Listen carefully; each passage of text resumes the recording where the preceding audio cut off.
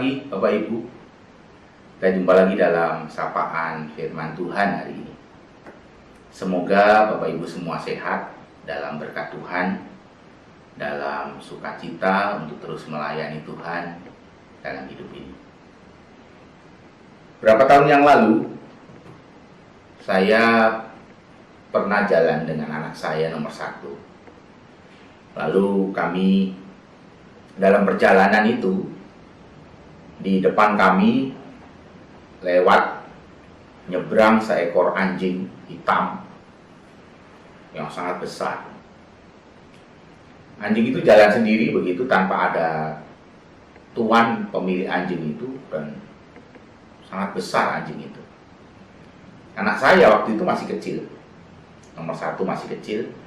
Lalu anak saya nomor 1 ini berkata, di dalam mobil itu kami, anak saya nomor 1 berkata, anjing besar, hitam, jahat. Lalu saya tergelitik dengan apa yang dikatakan oleh Hilkia itu waktu itu masih kecil. Lalu saya tergelitik dengan omongan itu, anjing hitam, besar, jahat. Lalu saya nanya, anjing hitam apa selalu besar dan jahat?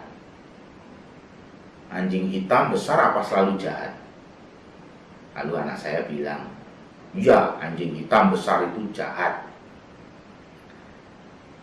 Lalu saya lanjutkan, apa ini? Hitam, besar, jahat apa enggak?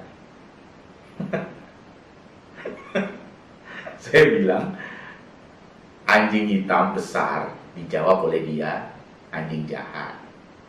Lalu saya lanjutkan, apa? Hitam, besar, jahat apa tidak? Anak saya bilang, enggak, Papa enggak jahat. Lalu dia tambahi kalimatnya supaya hati saya damai sejahtera. Dia tambahi, Papa enggak hitam, cuman coklat. Bapak Ibu, dalam hidup kita seringkali sulit untuk memeriksa diri. Kita seringkali sulit untuk melihat diri sendiri dengan benar. Ada perkataan yang seringkali pasti kita dengar. Kita itu seringkali nampak semut di ujung lautan, di seberang lautan, semut pun kelihatan. Tapi gajah di pelupuk mata kita nggak nampak. Kita perlu belajar bagaimana kehidupan ini menjadi berkat sesungguhnya. Bagaimana kehidupan ini memuliakan Tuhan. Rasul Paulus mengatakan bagaimana kita bisa menjadi berkat, bisa menjadi kemuliaan bagi Tuhan. Bagaimana kita boleh hidup seperti yang dikehendaki Tuhan. Rasul Paulus mengatakan dalam Roma 13 ayat 13 dan 14. Roma 13 ayat 13 dan 14. Marilah kita hidup dengan sopan, seperti pada siang hari, jangan dalam pesta pora dan kemabukan, jangan dalam percabulan dan hawa nafsu, jangan dalam perselisihan dan iri hati, tetapi kenakanlah Tuhan Yesus Kristus sebagai perlengkapan senjata terang, dan janganlah merawat tubuhmu untuk memuaskan keinginannya. Rasul Paulus mengajak orang-orang percaya, orang-orang Kristen di Roma untuk hidup dengan mengenakan perlengkapan senjata terang. Mengenakan Tuhan Yesus Kristus dalam hidup mereka sebagai perlengkapan senjata terang. Yang menarik adalah kata demi kata yang mengikuti perkataan Rasul Paulus ketika mengenakan Tuhan Yesus Kristus sebagai perlengkapan senjata terang. Kata-kata yang mengikuti kalimat itu menunjukkan persoalan terbesar ada pada diri kita.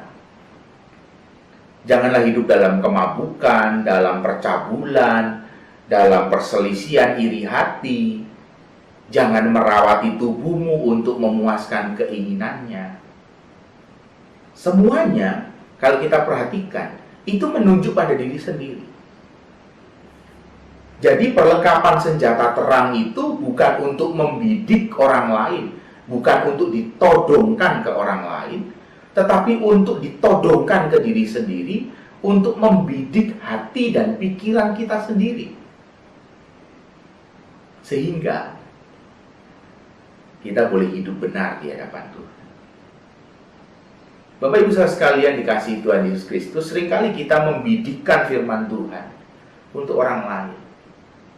Tapi Rasul Paulus mengajak kita untuk melihat dengan cermat bagaimana supaya kita ini membidikkan firman Tuhan pada diri sendiri, membidikkan firman Tuhan pada hati dan pikiran kita. Supaya kita tidak hidup dalam percabulan, tidak hidup dalam perselisihan, tidak hidup dalam iri hati, tidak hidup dalam kemabukan, tidak merawati diri sendiri untuk keinginan dan hawa nafsu diri sendiri, tetapi hidup bagi Tuhan. Marilah setiap hari ketika kita mendengar sapaan firman Tuhan, kita membidikkan firman Tuhan itu untuk diri kita sendiri.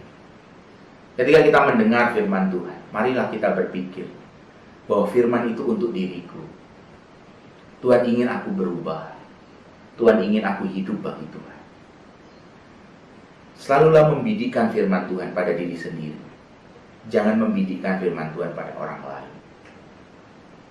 Tuhan memberkati kita. Tuhan menolong kita. Amin.